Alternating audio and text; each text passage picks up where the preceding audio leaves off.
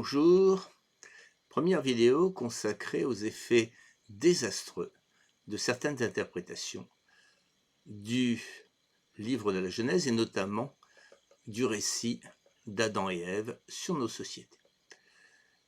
Alors en fait, il n'y a pas une seule version de ce récit, mais trois versions. La première version, vous la trouvez dans le premier livre de la Bible, qui s'appelle la Genèse, dans le chapitre 1er.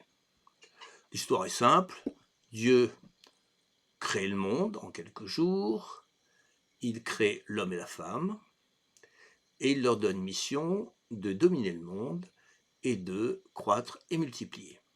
Pas d'interdiction, pas de sanction. Deuxième version, ce sont les chapitres 2 et 3 du même livre de la Genèse. Beaucoup plus compliqué. Donc Dieu crée l'homme, Adam, crée la femme à partir de l'homme, Ève, et pose un interdit sur la consommation d'un fruit, d'un arbre du jardin. Arrive le diable sous la forme de serpent, il séduit Ève, lui fait manger le fruit en question, Ève le fait manger à Adam, et Dieu sanctionne Adam et Ève en les expulsant du jardin. Troisième version, celle du Coran, qui hérite un peu des deux autres versions. Donc, comme dans la seconde version, Dieu pose un interdit sur un arbre, Adam et Ève en mangent, mais ils se repentent auprès de Dieu et Dieu pardonne. Si ensuite ils vont sur la terre, c'est que c'est leur mission, c'est leur destin, comme c'était le cas dans la première version. Voilà. Alors, les chrétiens, la pensée chrétienne, va beaucoup utiliser la deuxième version en la chargeant de beaucoup de culpabilité.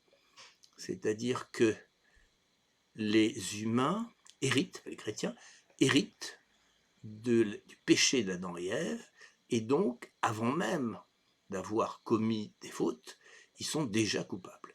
Du coup, on leur impose la soumission aux autorités religieuses et civiles, et enfin, se développe une rancœur importante à l'égard des femmes, une misogynie, puisque c'est par les femmes que est intervenue la chute, c'est-à-dire la sortie du Jardin d'Éden.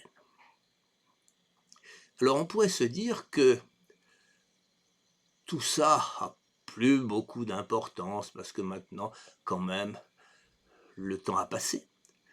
Mais il faut bien remarquer que on a conservé dans nos cultures cette histoire d'Adam et Ève, et que ça continue à avoir des effets sur notre façon de considérer le monde. Et puis, la deuxième chose, c'est que les religions reviennent, et avec elles, dans leur musette, cette histoire d'Adam et Ève et ses conséquences sociales. Alors ces conséquences sociales, elles ne sont pas neutres.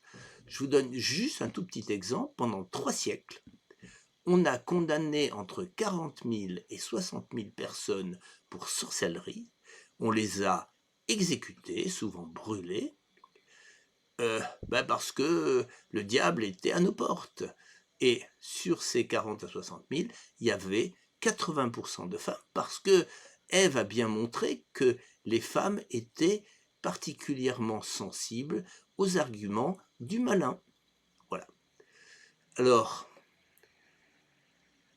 se défendre ou maîtriser les effets de ces vieilles histoires sur notre pensée et sur nos sociétés, eh bien ça suppose d'examiner ces récits et les examiner de façon critique, ce que je vous propose de faire au cours des prochaines vidéos.